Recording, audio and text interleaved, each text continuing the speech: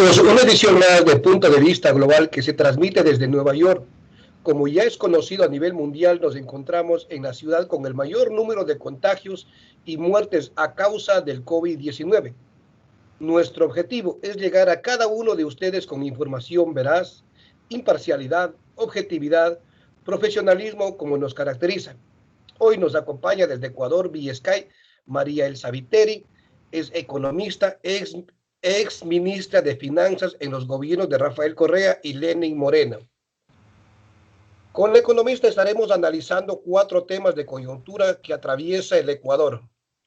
Primer tema, proyecto de ley urgente enviado a la Asamblea Nacional, ordenamiento de las finanzas enviado a la Asamblea Nacional, aporte económico dependiendo del ingreso, y cuarto, a su criterio, ¿cuáles son las medidas económicas que debería tomar el Ejecutivo para enfrentar la crisis? Economista, bienvenida al programa Punto de Vista Global. Gracias por aceptar nuestra invitación. Bueno, muchísimas gracias. Soy yo la que tiene que efectivamente agradecer por la invitación y un gusto pues poder estar con ustedes y todo el mundo a través de ustedes, porque realmente esa es una gran ventaja hoy en día, ¿no?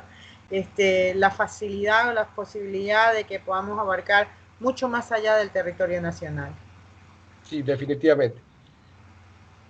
Economista, desde su perspectiva, ¿cuál es el análisis de estos proyectos de ley enviado a la Asamblea y cuál es el lado positivo en lo económico para el Ecuador?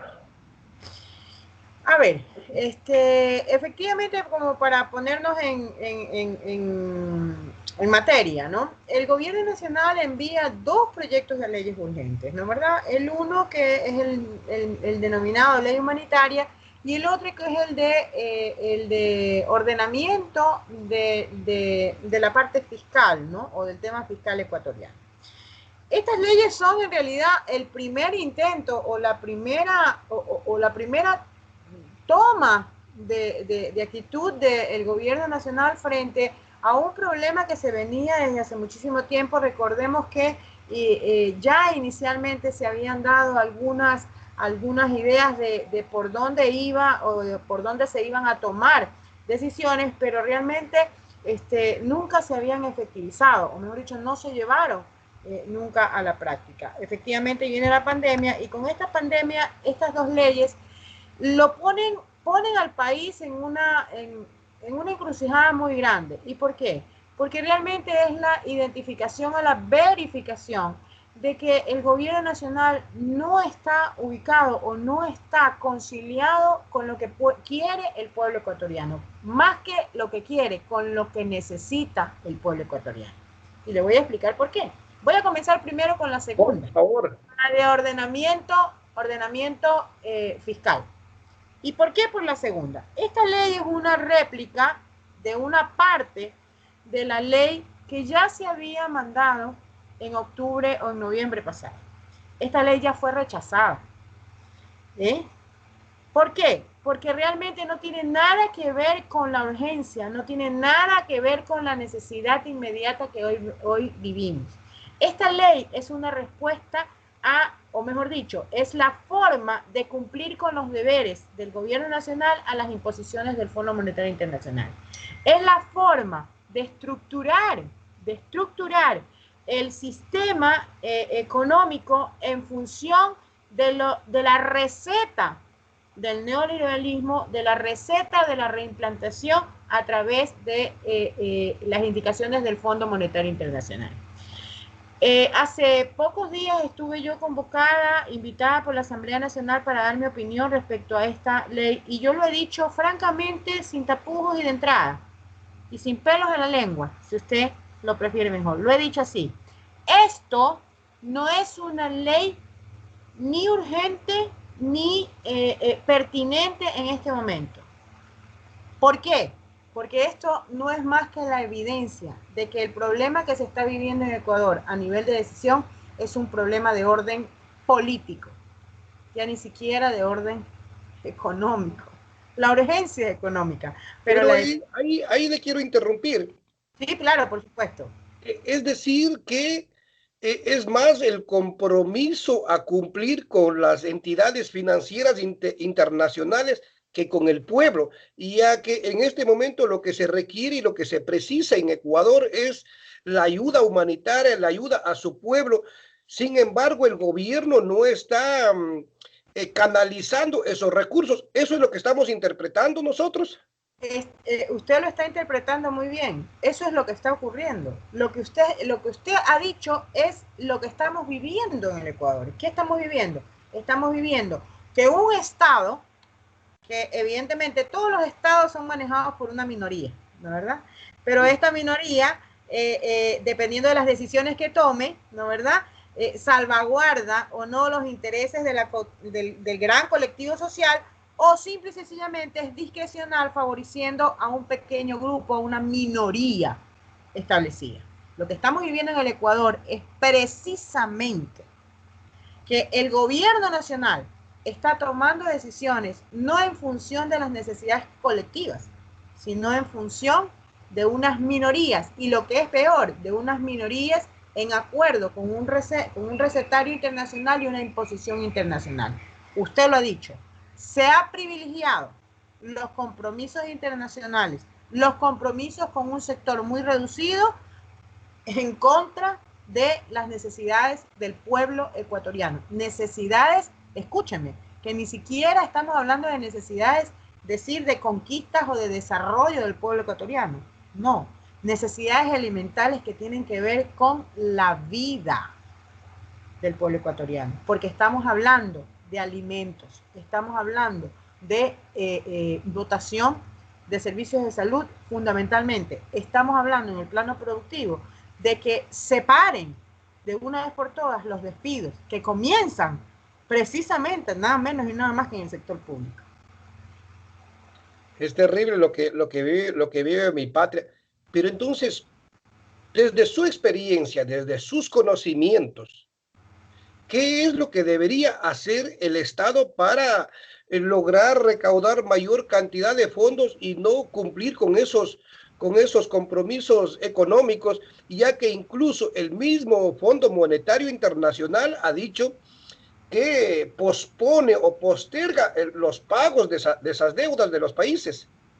Mire, yo le agradezco por la forma en cómo me ha hecho la pregunta. Hoy en la mañana me hicieron una pregunta que qué haría yo si fuera la ministra y tuviera que tomar decisión, ¿no? Y mi respuesta inmediata fue que lamentablemente yo le puedo decir lo que haría yo, pero si no hay voluntad y si eso no está definido en la visión del gobierno, de nada sirve que yo lo diga, ¿no? ¿Verdad? Entonces le agradezco la dirección de su pregunta, porque evidentemente aquí lo que se trata no es lo que uno haría como una persona que tiene la experiencia, a lo mejor de haber manejado antes, sino lo que se necesita de acuerdo a las circunstancias, ¿sí? Y la decisión que tiene que tener el gobierno nacional. Si usted me permite, yo voy a un poquito ligar. Con todo gusto, porque gusto, por favor. ¿Se acuerda que usted me preguntaba de los proyectos de leyes enviados, no? Ajá. Yo le dije, bueno, primero vamos a tratar el de ordenamiento de las finanzas públicas. ¿Por qué? Porque ese no tiene nada que ver. Ese simple y sencillamente, sin ser analizados los artículos, solamente por la parte de la explicación de motivos y por lo que ya ocurrió en el pasado, que fue ya rechazado. ¿Sabe por qué? Porque se va en contra de lo que el pueblo ecuatoriano decidió, no ahora, en el 2008. El pueblo ecuatoriano decidió ir por un modelo de economía social y solidaria. Y ese proyecto lo que intenta es reimplantar un modelo neoliberal. Y ya el pueblo lo rechazó. Y lo rechazó no solamente en la Constitución del 2008, lo rechazó en los sucesivos programas de gobierno por los que hemos votado, incluyendo el actual, que como todos ya sabemos no se ha cumplido.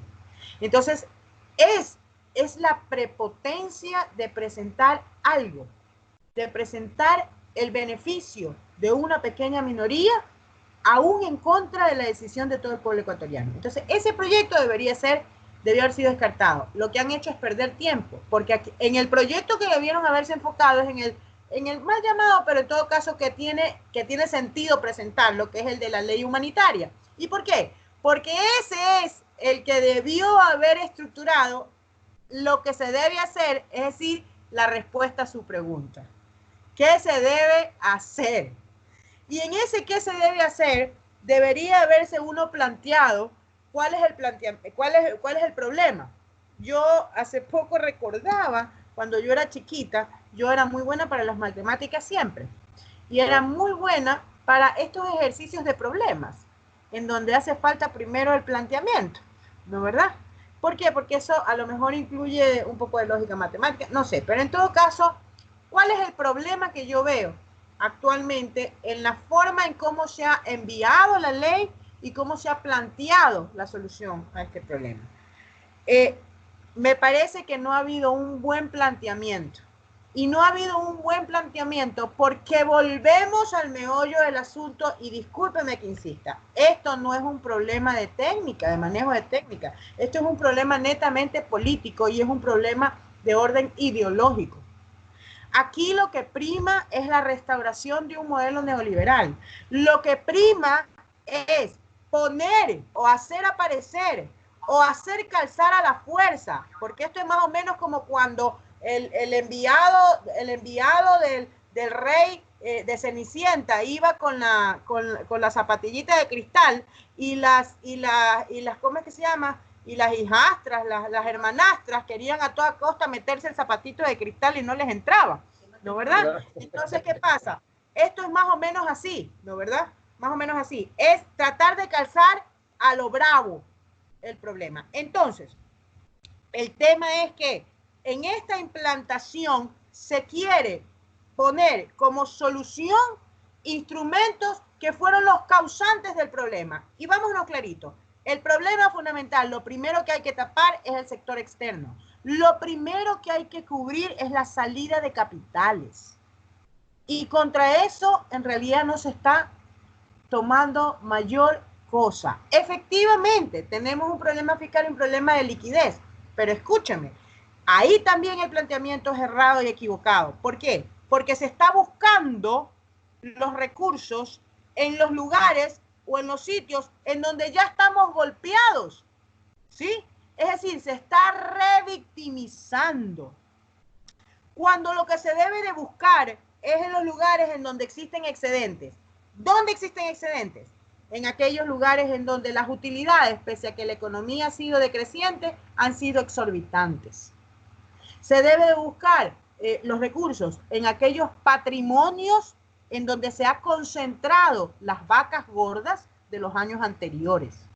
Se debe buscar en aquellos salarios, en aquellas remuneraciones de personas naturales que tienen una alta remuneración. Ahí se debe buscar los fondos. Se debe buscar los fondos en la liquidez, que a lo mejor no es lo suficiente, pero que da auxilio en un primer momento en el Banco Central del Ecuador. Pero fundamentalmente se tiene que evitar la salida de los recursos del Ecuador. No podemos comentar. Hay declaraciones gravísimas o estudios gravísimos en este momento que indican que existe una cantidad exorbitante, que solamente una pequeña parte de aquello pudiera ser solución para todo el problema que tenemos. Ni siquiera traerlo todo, sino una pequeñísima parte. Entonces, Pero eso es lo que hay que evitar. También tengo yo una pregunta ahí con relación a la ley humanitaria. Ajá. ¿Cómo, otra vez insisto y no quiero posicionarlo la pregunta desde qué hubiese hecho usted o qué haría usted siendo ministra, porque ya sabemos que no fue ministra por diferencias de manejo económico. A todos nos queda claro, lo cual le agradezco infinitamente que eso ya nos aclaró. Pero, entonces, ¿cuál sería la forma, desde sus conocimientos, para poder recaudar mayor fondos, ya que entendiendo que esta mayoría, como es el pueblo, no genera ingresos? Tenemos el 61% de la población con un trabajo nada regular, nada estable, y se pretende que parece que hoy ya alteraron o hicieron ciertos cambios en la tabla, llamémoslo así, la tabla, en donde que el que gana más de $750 mensuales tiene que hacer un aporte de un X cantidad de un tanto por ciento. Pero ¿cómo recargar ese gasto o ese aporte cuando no tienen ingresos? Bueno, la verdad es que recién en este momento estaba esperando el informe del segundo debate de lo que pasó ayer domingo, ¿no? Porque en realidad lo que se hizo fue subir a una tabla. La anterior votación fue mayor a 2.500, ¿no? ¿Verdad? Lo cual yo estoy en desacuerdo. Pero vamos a su pregunta porque tiene razón usted. Puntualicemos, no solamente critiquemos, propongamos, digámoslo así, ¿no? Entonces, vamos a ver. Primero que nada, yo creo que debería existir un impuesto y un fuerte impuesto a lo que son las utilidades del año anterior. Sobre todo en aquellos lugares en donde hubo exagerada utilización. Por eso es que mi planteamiento era que lo que se debió haber hecho es fraccionado y estructurado y haber sacado única y exclusivamente, seleccionado única y exclusivamente aquellos sectores que tuvieron realmente un importante resultado. Por eso le mencionaba yo anteriormente y le decía, ¿cómo es posible que en una economía en donde estábamos en recesión, que no crecía, cómo es posible que hayan sectores que hayan tenido utilidades exorbitantes? Y me estoy refiriendo a uno en particular, pero no solamente eso, hay otros. Uno en particular que se llama banca.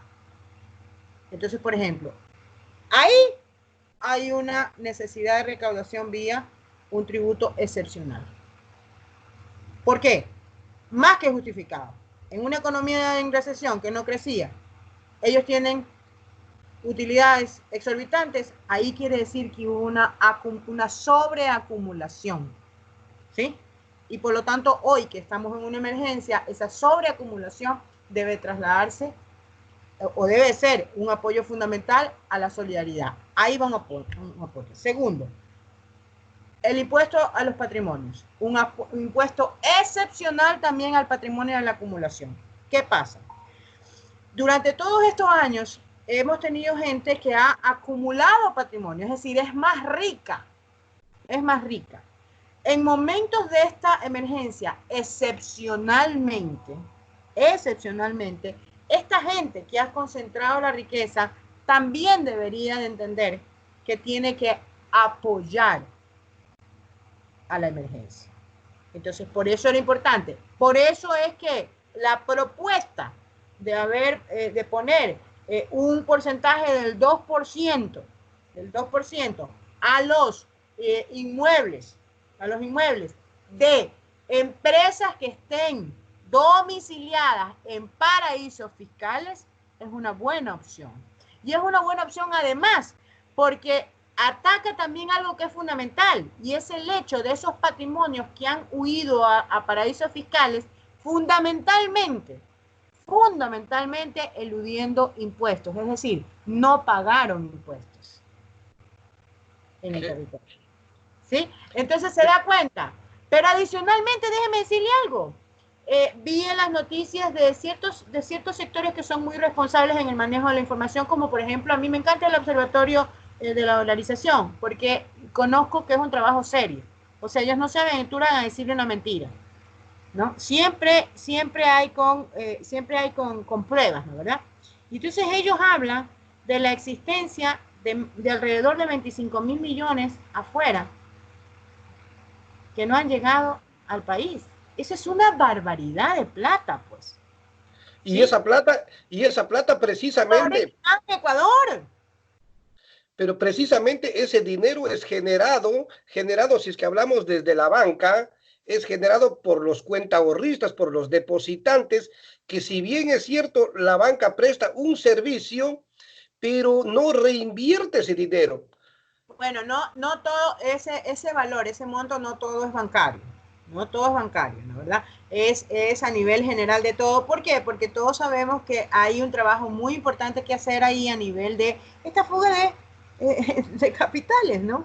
Hay millones de formas en que de alguna manera se sabe que los recursos no ingresan, los verdaderos recursos que deberían ingresar al país no lo hacen, ¿sí? Y por eso es tan importante que la relación internacional, la transparencia internacional se dé. Pero en todo caso eso es un tema generalizado, digamos, un tema de ética inclusive generalizado, Pero en todo caso, que en este momento a lo mejor no podemos retornar esa brutalidad de dinero, pero sí podemos, vía lo que podemos manejar en este momento, regresar lo extremadamente necesario para poder sustentar, ¿no? ¿Verdad?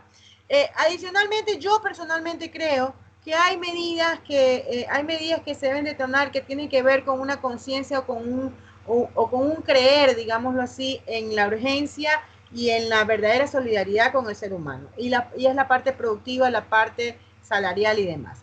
Si nosotros en este momento nos ponemos a pelear entre que el neoliberalismo quiere flexibilizar y precarizar el trabajo, entre que si quieren votar a todo el mundo y demás, o sea, vamos a perder mucho tiempo y termina sucediendo lo que está sucediendo ahora, que es el despido masivo de las personas y la imposibilidad de mantener el Entonces, ¿cuál es mi propuesta?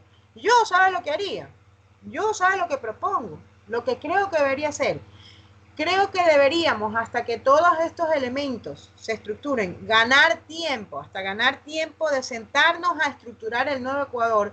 Yo creo que se debería de construir por parte del Estado un programa de producción que yo le llamo social y que yo le llamo que tenga las 3 S: soberanía, seguridad y solidaridad. Soberanía porque nace de la defensa de justamente la defensa de lo nuestro, ¿no, verdad? Seguridad porque creo que abarca la seguridad tanto para la fuerza de trabajo cuanto en otros aspectos como la seguridad alimentaria y demás. Y solidaridad porque creo que es el momento de que la gente entienda la definición correcta de la palabra solidaridad. Solidaridad no es beneficencia. Solidaridad es ponerse en los zapatos del otro, es hacer suyo los objetivos de otro. No es regalar lo que tengo por bondad, eso es beneficencia. Entonces, de una vez por todas. Pero esos conceptos creo que lo ponen a la práctica cuando tienen conciencia social. Ajá, claro. Definitivamente. Bueno, lo que pasa es que yo no creo que tanto como conciencia social, sino que a mí me parece que de repente el diccionario es arbitrario y la gente lo maneja como le da la gana y lo maneja de acuerdo a su conveniencia. Y recuerde usted que hay un tema que aquí es importantísimo y es que el poder económico tiene una capacidad de comunicación inmensa. Los medios de comunicación tradicionales están en manos y están al servicio de repetir y repetir y repetir y además de poner en la mente de la gente como que si fueran lógicas ciertas cosas o como que si fueran verdades absolutas ciertas cosas que no lo son. Ese es otro tema también que tiene que ver y nos podríamos pasar. ¿Y usted qué? Yo le quiero hacer una pregunta ahí. Todos conocemos que los medios masivos exteriorizan la información de acuerdo a sus conveniencias, ¿no?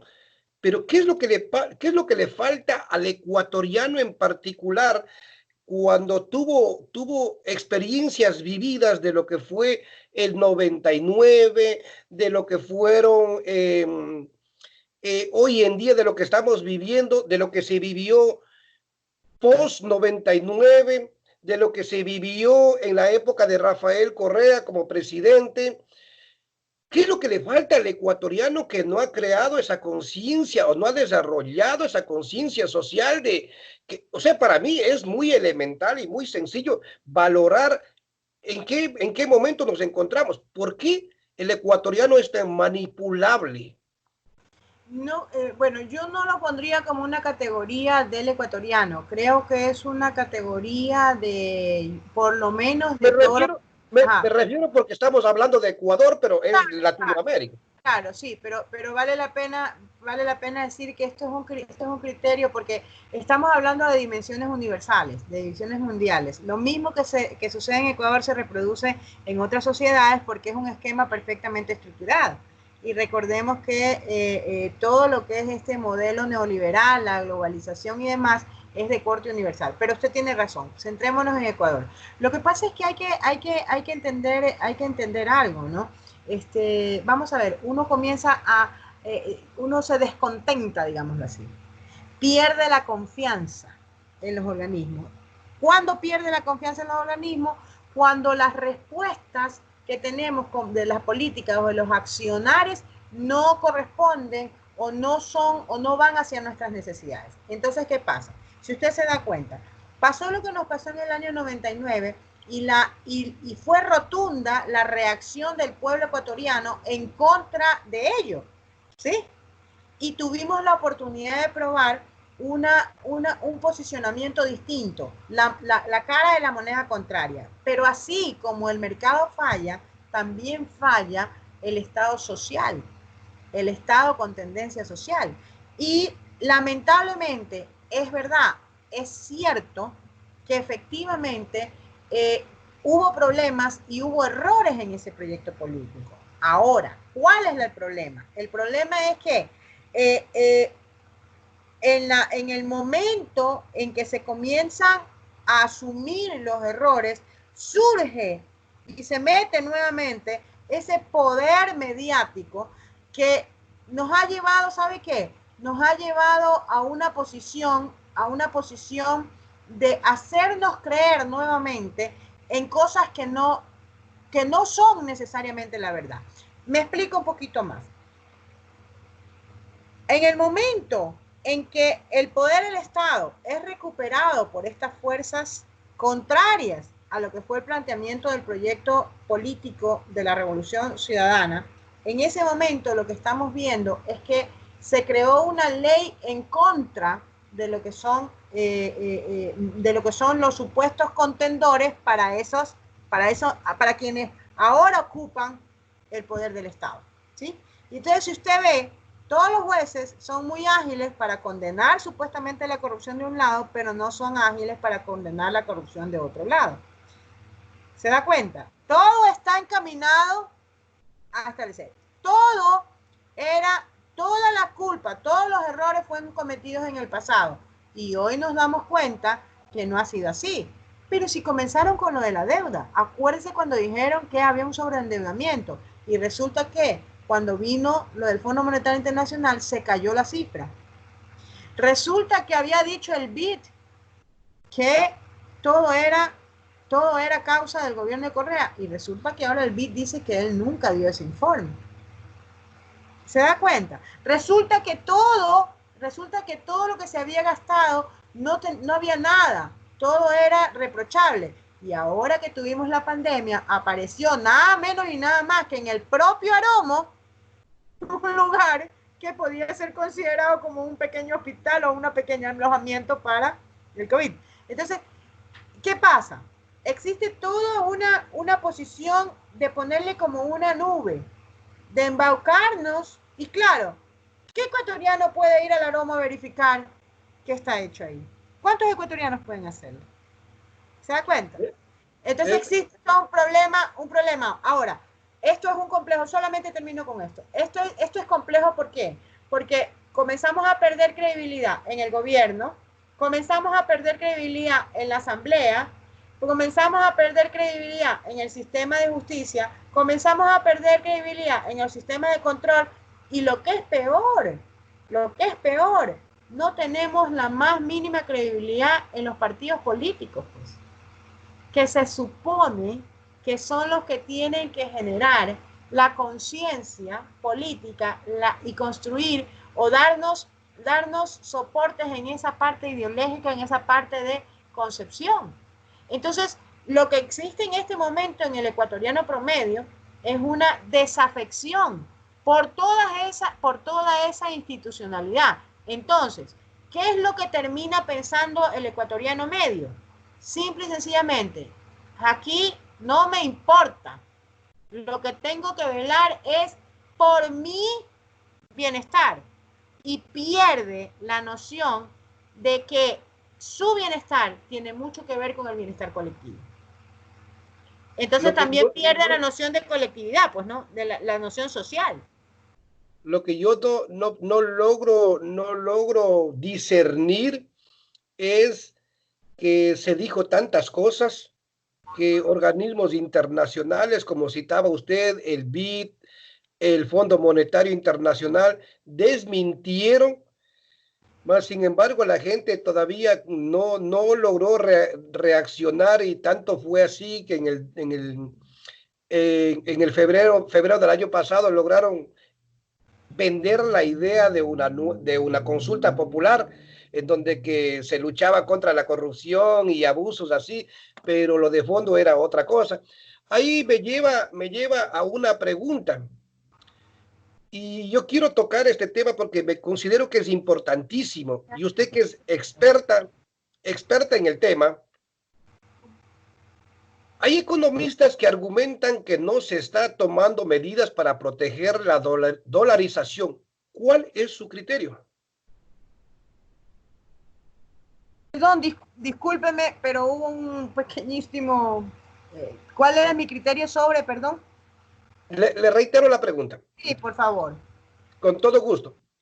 Hay economistas que argumentan que no se está tomando medidas para proteger la dolarización.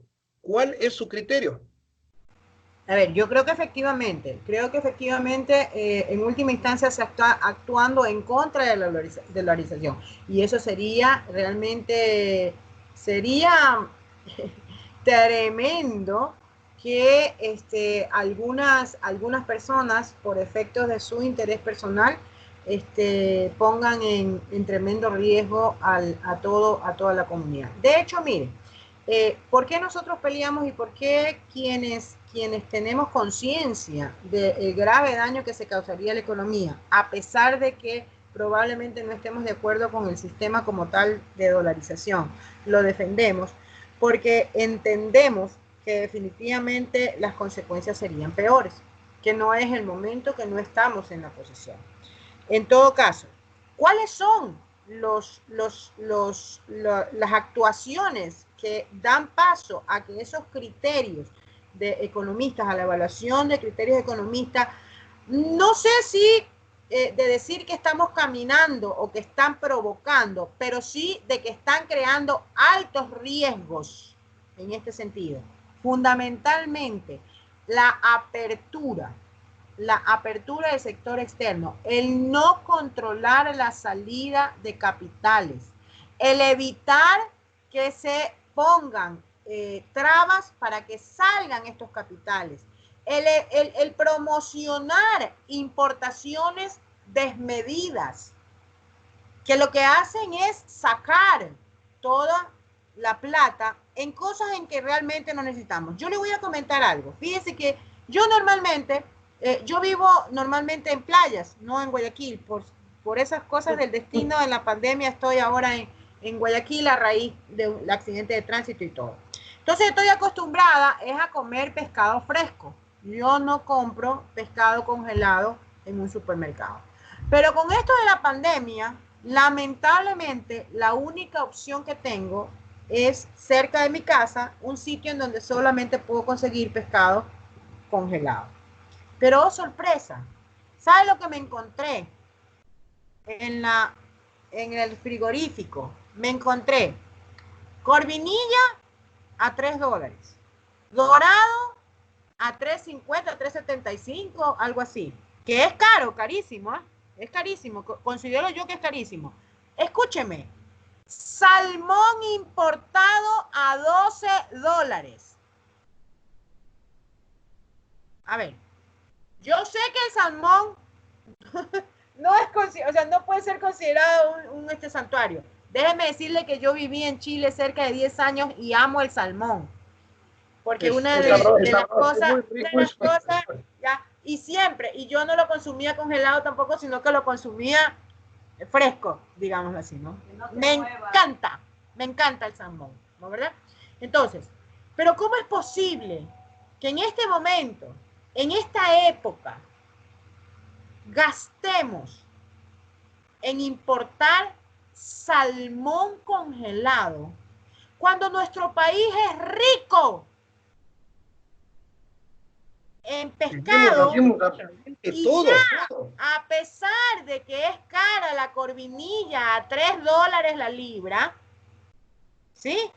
Imagínense, hay una diferencia de $9. Y la mayor diferencia, mientras que cuando usted compra la corvinilla, los dolaritos se quedan aquí, en el Ecuador, ¿sí? Cuando usted compra el salmón, los dolaritos se van afuera. ¿Se da cuenta? Entonces, Ese tipo de esquemas, ese tipo de promoción, de salida, de una liberalización, de una desregularización, de una libre salida, no solamente de capitales, sino de mercancía, de cruce, de mercancías y demás, eso lo único que promueve es un altísimo riesgo para economías como las nuestras. Sobre todo si tanto se quejan de que no somos competitivos y de que nos está bajando los niveles de exportación. Sobre todo si bajan, usted sabe que nosotros no manejamos los precios de nuestras exportaciones, los manejan internacionalmente. Y sobre todo, si en este momento nuestro principal producto de exportación, que es el petróleo, está como está, pues. Entonces ahí es donde uno ve la irracionalidad, la falta de planteamiento, la falta de visión, la falta de compromiso. Pero claro, usted ve los mensajes de la Cámara de Comercio de Guayaquil y poco más.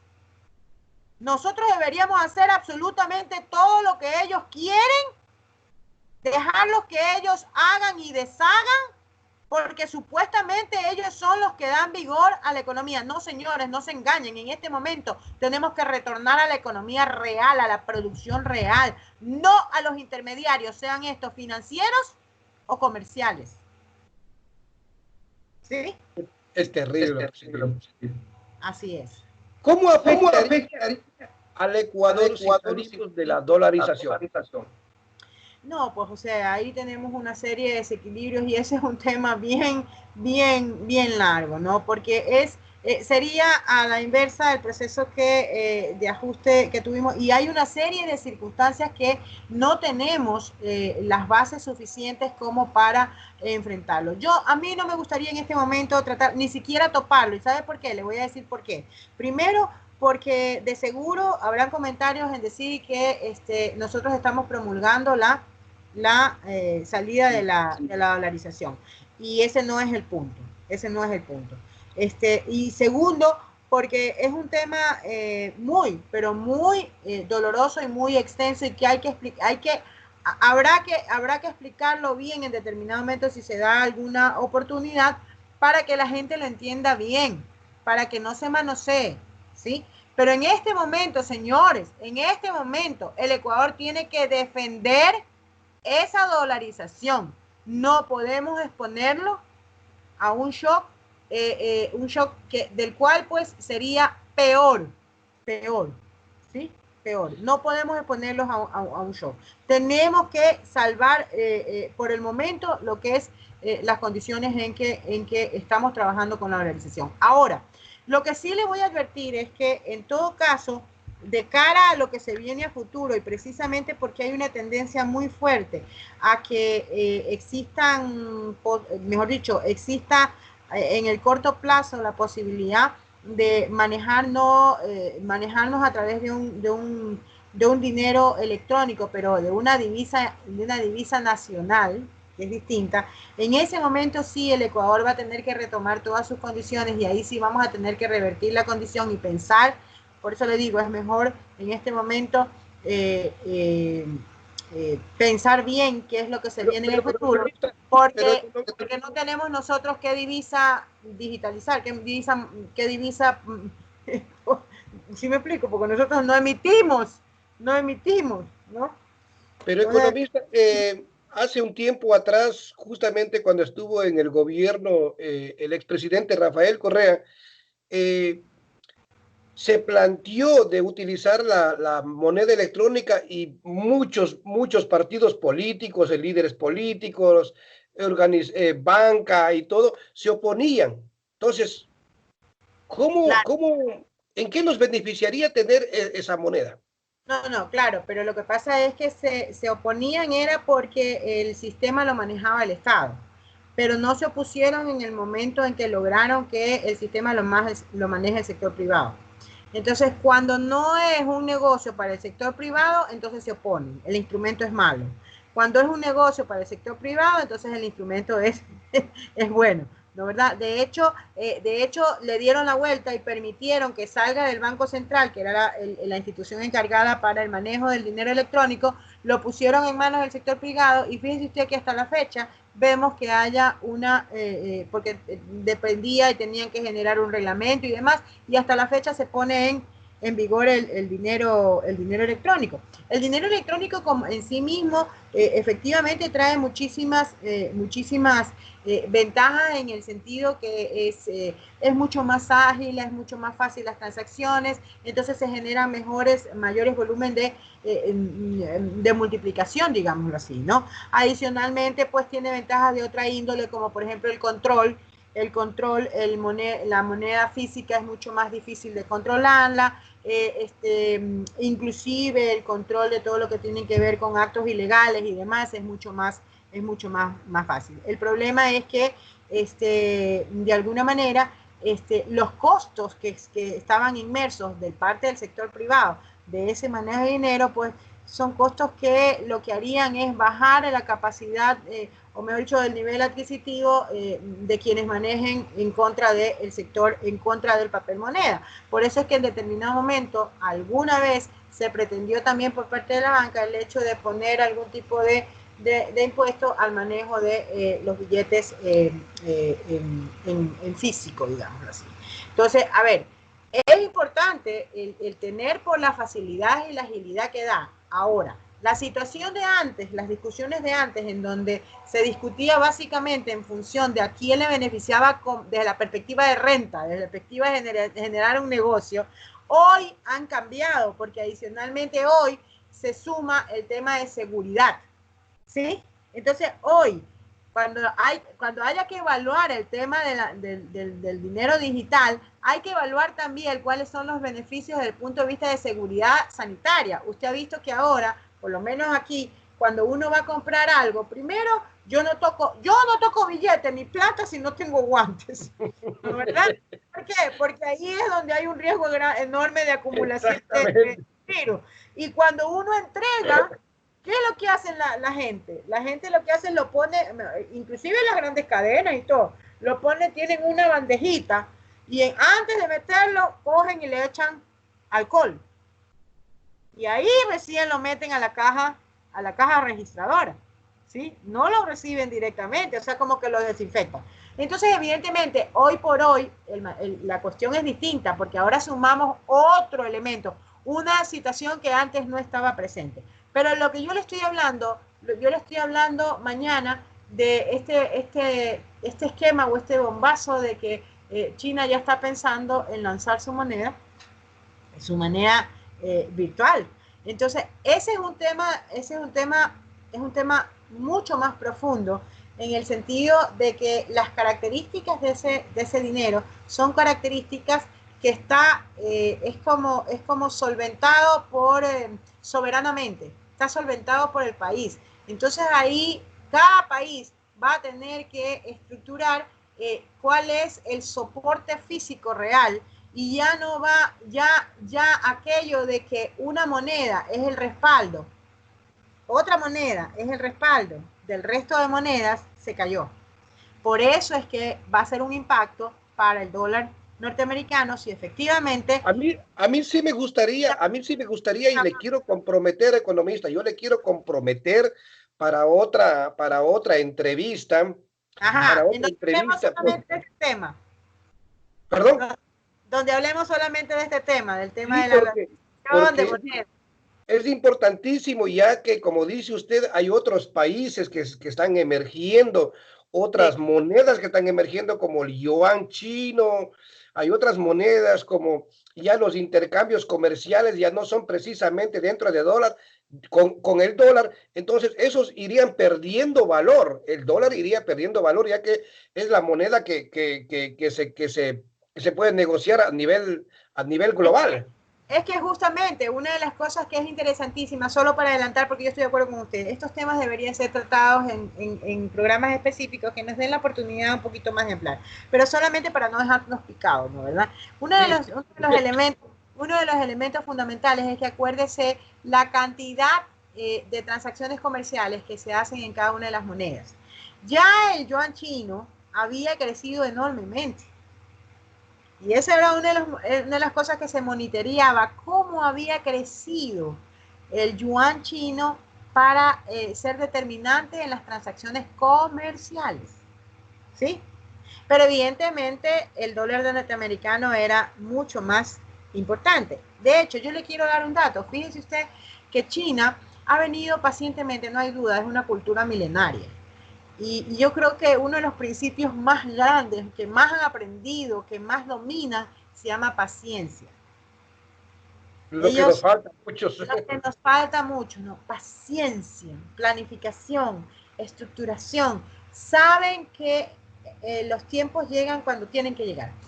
Y él ha venido construyendo toda su fortaleza económica. Si usted se da cuenta, ha venido construyendo. Ha venido utilizando sus instrumentos, ha venido ampliando que la ruta de la seda, que todo el paralelismo con el sistema financiero chino o asiático, digamos, paralelismo con FMI, o sea, el Banco Asiático, todo, ¿no? Lo ha venido construyendo muy bien. Y fíjense que evidentemente el último tema que dejó siempre fue la moneda china. ¿Pero qué iba? Iba ganando espacio en el mercado, en el número de transacciones, en el peso de las transacciones mundiales que se hacían en yuanes. Y desde hace mucho tiempo, China, por ejemplo, en todas sus intervenciones, su solidaridad, su beneficencia, digámoslo así, su solidaridad, siempre ha entregado donaciones, pero siempre en yuanes. ¿Sí? Eso es un indicativo.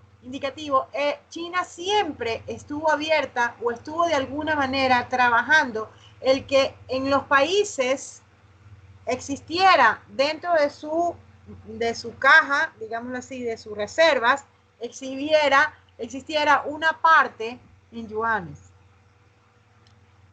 ¿Sí? Iba vendiendo de a poco la idea, pero iba a introducir en el mundo. Exacto, de a poco metiendo la posibilidad del manejo de esta moneda. De hecho, en el Ecuador uno puede tener, la reserva puede existir otras monedas, ¿sí? Entonces, si uno se da cuenta, realmente esto está avanzando. Ahora, lo interesante es que lo lanza en un momento de una crisis como esta, ¿no, verdad? Y que hay que evaluar y hay que sentarse a evaluar, porque habría que ver realmente cuáles son las ventajas y los chinos no dan tiros al aire, no dan tiros perdidos. Ellos son certeros en sus actuaciones y cuando hacen algo es porque lo tienen bien estructurado y bien pensado. Lo único que sí le digo es que en todo caso esto va a tener connotaciones muy importantes en esa disputa por la hegemonía mundial, ¿sí?, entre Estados Unidos y China. La verdad que a mí me apasionan estos temas y de alguna forma ya le he agarrado confianza a su forma de explicar, porque es bastante metódica, bastante sencilla, a pesar de que yo no soy economista, no conozco ni siquiera muy bien los términos, pero algo me voy capacitando. Yo quisiera volver y plantearle como última pregunta, ya que imagínense, ya se nos ha ido casi una hora de entrevista, es muy rápido, muy rápido. Yo quisiera volver a plantearle esta pregunta para retomar el tema donde que iniciamos, y digo así, ¿no? ¿Quién se beneficia con estos proyectos de ley? Se está tributando al ingreso, pero no al capital. ¿Quién se beneficia de esto? A ver, realmente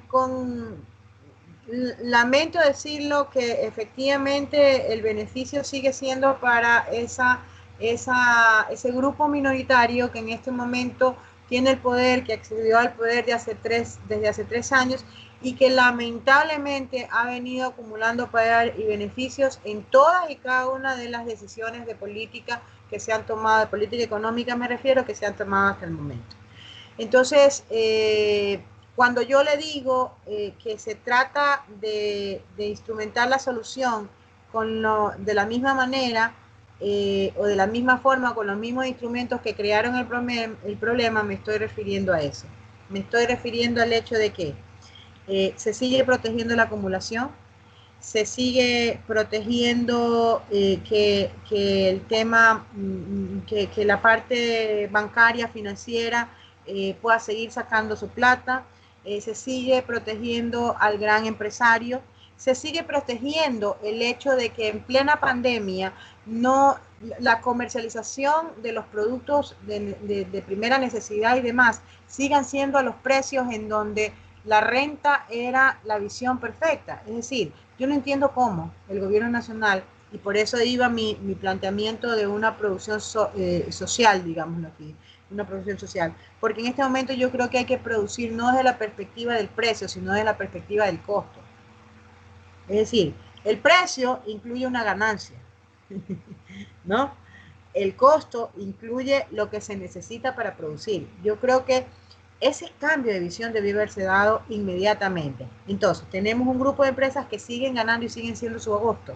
¿Por qué? Porque siguen cobrando. Y lo que es peor, ha aumentado la especulación. Es decir, han generado un nivel intermedio que además especula. Pero no nos vayamos solamente a eso. Analicemos la salida de divisas en el mes pasado. Es una barbaridad que hayan salido más de 800 millones, 1000 y pico de millones, 1800 millones. Eso es una barbaridad. Es una barbaridad que se haya pagado la deuda externa y no solamente aparentemente, y eso tendrán que explicarlo en el corto plazo. No Pero también dice por las informaciones que tenemos, dice que no solamente se pagó 324 millones, sino que desde el mes de diciembre pasado para acá la fecha sobrepasa ya los 700 millones de dólares de pagar esa deuda cuando se requería. En este instante, por favor. A eso me refería. Me refería justamente a que tendrán que explicar porque no son 300 y pico de millones. Son cerca de 800 millones, según la información que todos tenemos. Por eso es que, o que mejor dicho, se ha publicado y que ellos mismos han publicado. Entonces, necesitamos que nos expliquen por qué. Entonces, a ver, vamos a ver, ¿quién se beneficia?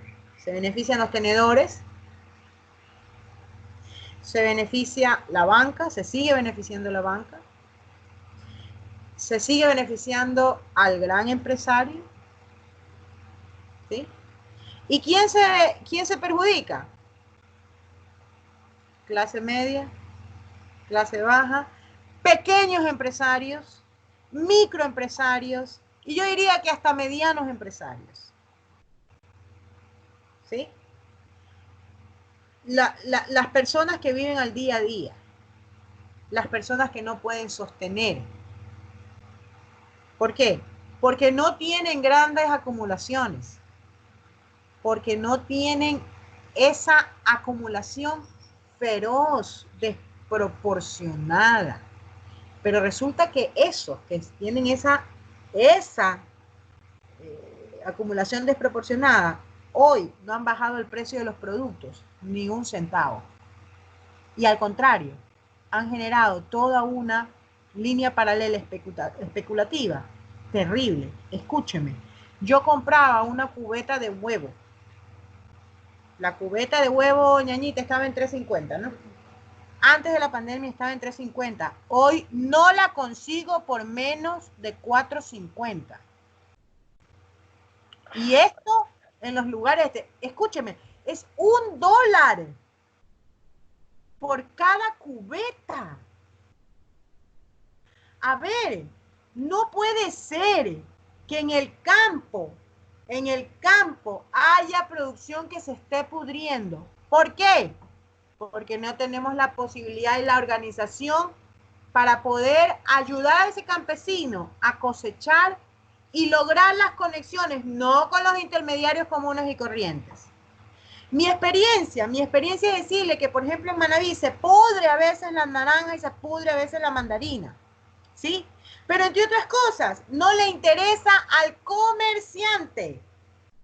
Al productor sí le interesa sacarlo, pero si no le dan para sostener su producto, evidentemente no lo va a hacer.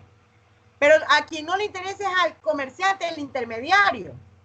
¿Por qué? Porque le interesa justamente que no haya mayor producción para poder mantener precios exagerados. Entonces, si no apoyamos al agro, si no apoyamos a esta gente, al agro, que tiene problemas enormes en términos de dar su respuesta a las deudas que tiene con la banca pública, estamos mal. Estamos mal. Entonces, ahí están los perdedores y ahí están los ganadores desde el punto de vista económico, porque me queda clarísimo que no hay diferencia, no hay diferencia social entre los muertos que hemos llorado todos.